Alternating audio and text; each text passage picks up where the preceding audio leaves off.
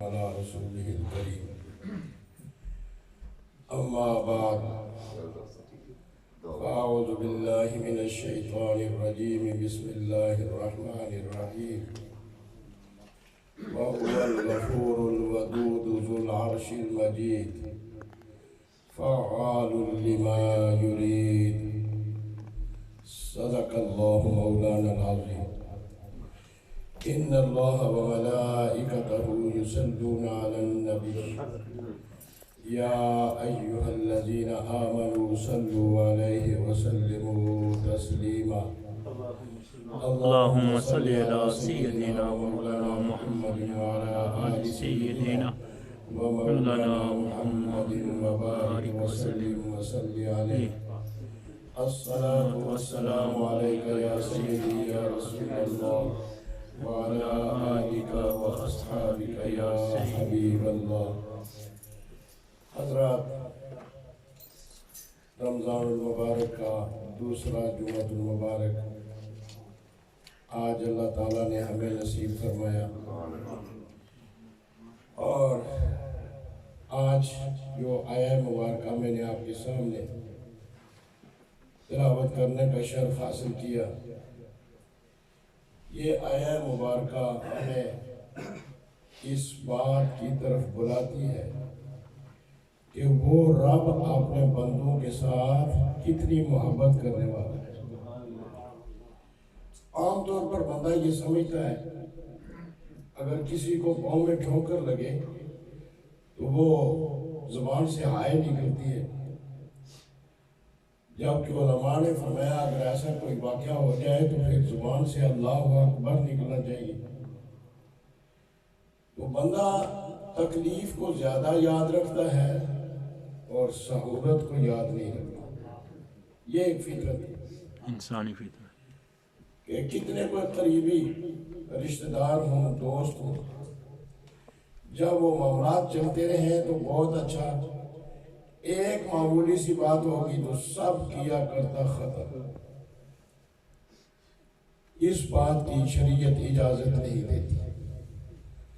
اللہ تبارک و تعالیٰ بھی جب بندے سے حساب فرمائیں گے تو اس کی نیکیاں بھی گنی جائیں گی اور اس کے گناہ بھی گنے جائیں گے۔ پھر فیصلہ ہوگا کہ نیکیاں زیادہ ہیں یا گناہ زیادہ ہیں۔ اب یہ ایک عام ہے، مطلب جو لوگ امتحان دیتے ہیں وہ بھی ان کی غلطیاں بھی گنی جاتی ہیں، ان پہ درست جو چیزیں لکھی ہیں وہ بھی گنی جاتی ہیں، پھر ان نمبر دیے جاتے ہیں، وہ نمبر فیصلہ کرتے ہیں کہ غلطیاں زیادہ ہیں یا صحیح زیادہ ہیں۔ یہی حساب اللہ رب العالمین نے بھی رکھا ہے، لیکن اس نے بندے پر جو کرم فرمایا اپنی محبت کے اعتبار سے، وہ یہ ہے کہ بندہ جب گناہ کرے گا تو ایک ہی گناہ لکھا جائے گا، بے شک، ایک ہی گناہ لکھا جائے گا، بے شک، اور جب نیکی کرے گا تو پھر ایک نیکی نہیں 10 نیکیاں لکھی جائیں گی۔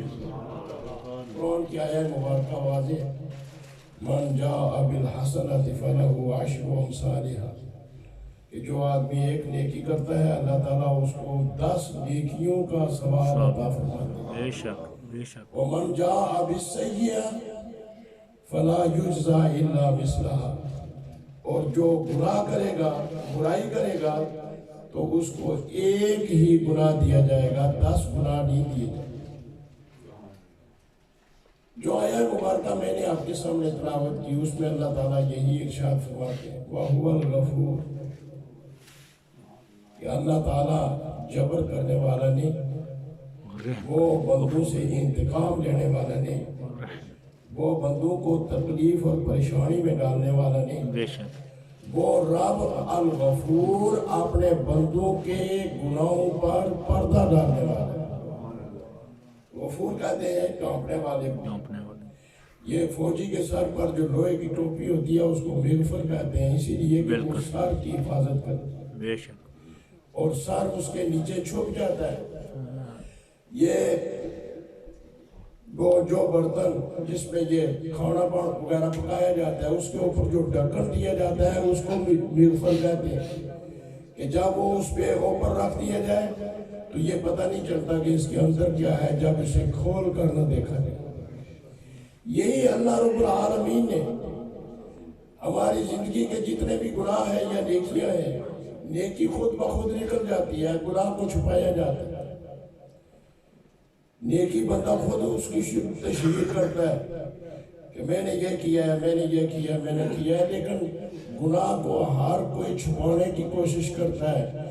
اللہ تعالیٰ فرماتے ہیں میں بھی تمہارے گناہوں کو چھپاتا ہوں، تمہاری مدد کرتا ہوں اس میں کہ دوسروں کے سامنے اگر گناہ ظاہر ہونا شروع ہو جائے، جس طرح مفسرین نے فرمایا کہ اگر ایک شخص گناہ کرے، یہ پہلی امتوں کے ساتھ ہوا ہے، یہ کوئی نئی بات نہیں، پہلی امتوں کے ساتھ ہوا، گناہ کیا، یہاں پیشانی پر کوئی نشان پڑ گیا کہ یہ گناہ، یہ نشانی فلاں گناہ کی، اس نے چوری کی ہے، ڈاکہ مارا ہے، بدکاری کی ہے، اور بڑے بڑے گناہ جتنے بھی ہیں ان کے اپنے نشان تھے گناہوں کے۔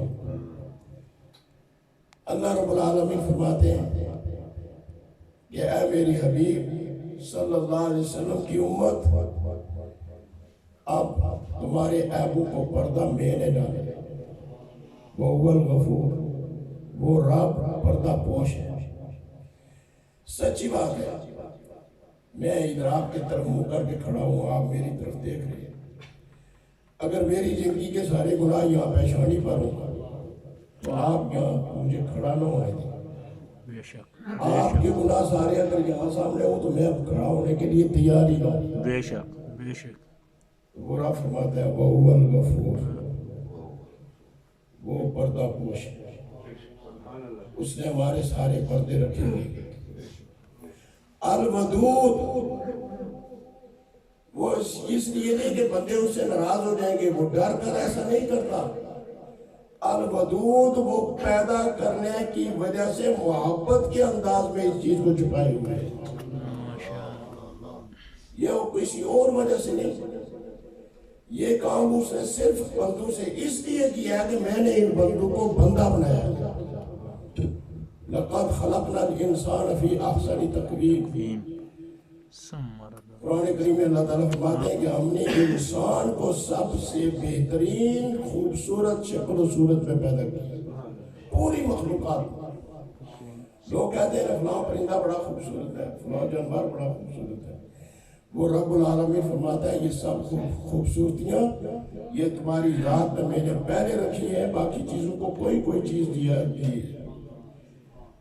تو اللہ تعالیٰ نے انسان کو سب سے بہترین اور اچھی شکل و صورت دے کر اس دنیا میں بھیجا، اور اسی کی اگر قدر انسان کرے تو وہ اس کی قدر نہیں کر سکتا۔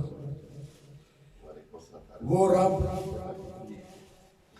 رب ہم کو کتے کی شکل میں بھی پیدا کر سکتا تھا، اس سے تو دور ہے ہی، کسی اور جانور کی شکل دے سکتا تھا، کسی پرندے کی شکل دے سکتا تھا۔ یہ کیڑے مکوڑے جو زمین اور پانیوں میں اتنی تعداد میں ہیں، اس شکل کو پھر علماء کرام فرماتے ہیں، حضور صلی اللہ علیہ وسلم نے دعائیں فرمائی کہ یا اللہ تیرا لاکھ لاکھ شکر ہے کہ تو نے ہمیں انسان بنایا۔ اور امام قرطبی رحمۃ اللہ علیہ نے اس دعا کو بہت لمبا اور پوری حقیقت سمجھائی۔ اگر صرف وہی ایک دعا جو امام قرطبی رحمۃ اللہ علیہ نے اپنی تفسیر میں لکھی ہے، اگر بندہ اس کو پڑھے، اس پر یقین کامل رکھے، تو اس سے پھر پتہ چلتا ہے کہ میرا رب میرے ساتھ کیا کچھ کر رہا ہے۔ کہ یا اللہ تو نے ہمیں انسان بنایا، یہ تیرا لاکھ لاکھ شکر ہے۔ یا اللہ پھر تو نے ہم کو مسلمان بنایا، یہ تیرا اور بڑا کرم۔ یا اللہ تو نے اپنے انبیاء میں سے پھر اس نبی کی امت میں ہمیں پیدا فرمایا، جس نبی کی امت میں پیدا ہونے کے لیے نبی دعائیں کرتے رہے۔ یا اللہ پھر تیرا لاکھ لاکھ شکر ہے کہ اس آخری نبی کی امت میں پیدا کر کے تو نے ہمیں گناہ کیا تو ایک گناہ، نیکی کی تو 10 نیکیاں تو نے عطا فرمائی۔ یا اللہ تو نے ہمیں اس نبی کی امت میں پیدا فرمایا جو نبی صاحب سے پہلے جنت کے دروازے کو کھولے گا۔ یا اللہ تو نے اس نبی کی امت میں پیدا فرمایا جہاں میزان اور جہاں وان تولے جائیں گے کوئی اور نبی نہیں کھڑا ہوگا، صرف محمد رسول اللہ کھڑے ہوگا۔ اس طرح کی انہوں نے بڑی لمبی دعا لکھی۔ تو یہ دعا اگر بندے کے ذہن میں ہو تو پھر بندے کو یہ علم ہوتا ہے کہ رسول اللہ صلی اللہ علیہ وسلم کی وجہ سے اس رب العالمین نے کتنا ہم پر کرم فرمایا۔ جب یہ بات ذہن میں ہو تو پھر رسول اللہ صلی اللہ علیہ وسلم کی محبت پیدا ہوتی ہے، پھر انسان کو نماز پڑھنے کی فکر پیدا ہوتی ہے، کیونکہ نماز میں بھی تو وہ رب اپنے نبی پر درود پڑھواتا ہے۔ وہ رب اپنی نماز میں، نماز خالصتاً اللہ کی عبادت ہے، اس میں کوئی دوسری رائے نہیں، لیکن وہ اپنی عبادت میں پڑھواتا کیا ہے؟ السلام علیکم ایھا النبی ورحمۃ اللہ وبرکاتہ۔ تو اس سے یہ بات سمجھ آتی ہے کہ اللہ تعالیٰ جب اس نبی کی تعریف اور درود ہمیں اپنی عبادت خاص میں جب ہم سے پڑھواتا ہے تو پھر ہمیں یہی سکھاتا ہے کہ اس نبی کی وجہ سے تمہارے ساتھ یہ سب کچھ ہو رہا ہے، اس نبی کی وجہ سے ہی تمہارے ساتھ سب کچھ ہو رہا ہے۔ پھر اگر یہ چیزیں بندے کے ذہن میں نہ ہو، صرف دنیا کے دھندے ہوں، تو پھر حضور صلی اللہ علیہ وآلہ وسلم کا نہ احسان ذہن میں آ سکتا ہے، نہ آپ کی وجہ سے اللہ تعالیٰ نے جو نعمتوں میں اضافہ فرمایا وہ ذہن میں آ سکتا ہے۔ پھر بندے کی سوچ ایک ہی طرف نکل جاتی ہے، دنیا کی طرف۔